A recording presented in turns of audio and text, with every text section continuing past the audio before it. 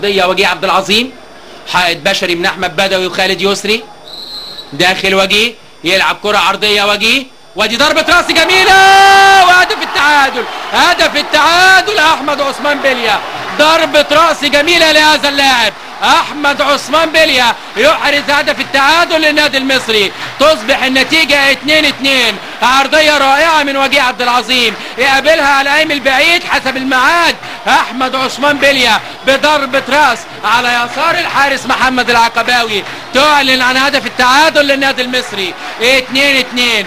اسفرت التغييرات الهجوميه عن هدف التعادل. وجيه عبد العظيم يصنع هدف التعادل للنادي المصري ويحرزه اللاعب احمد عثمان بليا. شوف معايا الاعاده، ادي العرضيه الجميله ودي ضربه الراس القويه على يسار الحارس محمد العقباوي.